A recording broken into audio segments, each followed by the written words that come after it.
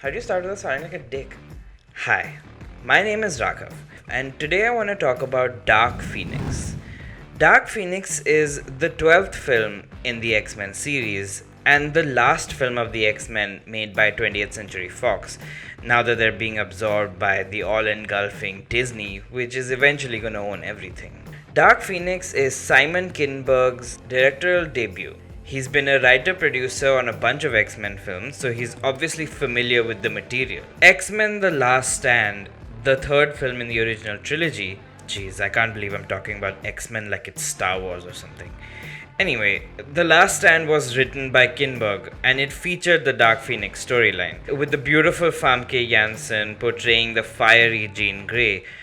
But the story wasn't well received, lacking depth and not being faithful to the original comics. After Days of Future Past erased the events of X Men The Last Stand, Kinberg said he wanted to give Chris Claremont and John Byrne's Dark Phoenix Saga another go, which would be more faithful than his previous attempt. And to be honest, I don't know if he was particularly more successful this time around. I mean, how can he be? Most of the main characters from the storyline aren't there. There's no Emma Frost, no Hellfire Club, no Wolverine, and the whole plot of the tragedy of watching a good person become corrupted and the subsequent coming together of all the mutants, good and evil, putting aside their differences and coming together in order to save Jean Grey, doesn't happen. Instead, we get all this weird infighting and an absolutely bizarre addition of weird extra characters that we just don't need. Now, I like the X-Men.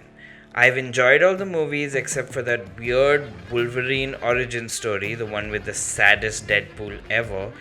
I like the Bryan Singer X-Men, and I think the First Class era is pretty good too.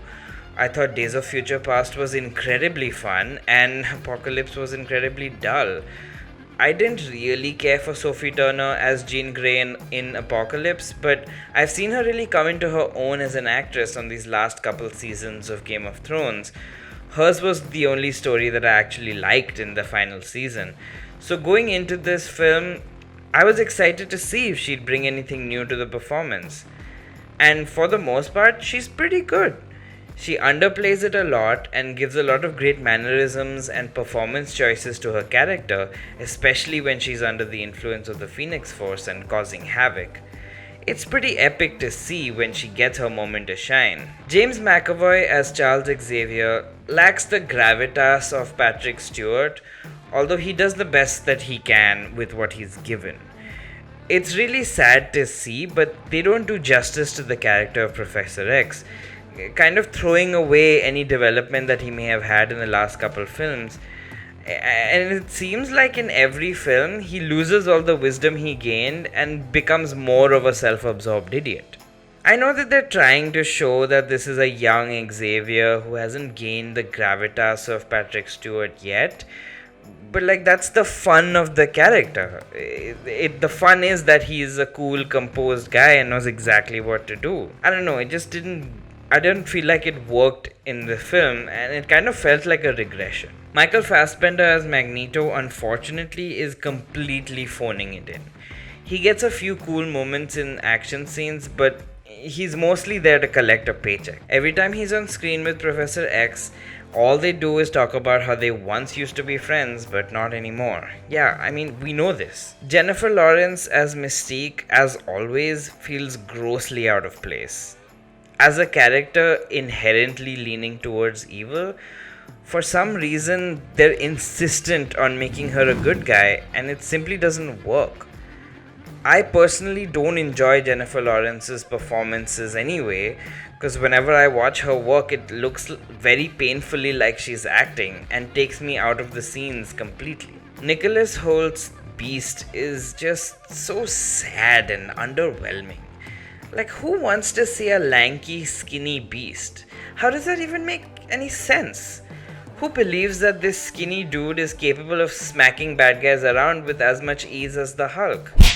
In the comics, the big, bulky blue guy is so stark visually, it's so weird to see this skinny baby traipsing around pretending to be the beast. Not to mention that his action scenes when he runs around like an animal looks so damn fake. It's so obvious he's on wires, it's not even funny. Sheridan, who I'm sure is a fine actor, plays Cyclops, and he's the most bland person on screen. Him and Sophie Turner have absolutely no chemistry, and when they're together on screen, it's horribly dull, and the film comes to a complete standstill. Jessica Chastain's character is completely unneeded, and I hate her. I think we need to learn that cold, unfeeling villains who lack emotion are just not fun, and no one wants to see them. We need to give these characters more personality.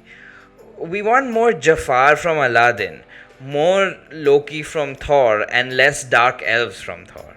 The one thing I've really appreciated in the new couple of X-Men films have been the dedication to interesting and memorable visual sequences.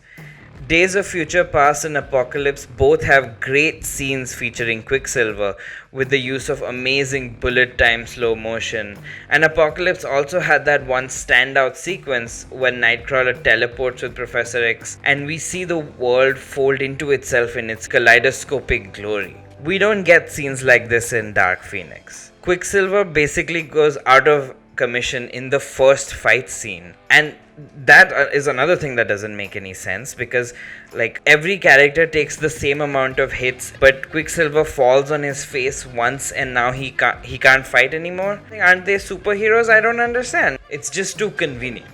The film looks great, and Jean Grey all phoenixed out looks pretty amazing, and the action for the most part is exciting, and the story is honestly disappointing, and nothing really stands out. At the end of the day, it's not a terrible film, but it's nothing great. It leaves a lot to be desired and is an overall okay time. You should go see it if you're a fan of the franchise, but you're not missing much if you don't. And honestly, none of it really matters since Marvel's probably gonna reboot the whole thing in 5 years. Thank you for watching this video. Consider subscribing. Let me know what you thought of the film in the comments, and I'll be back next week with another review.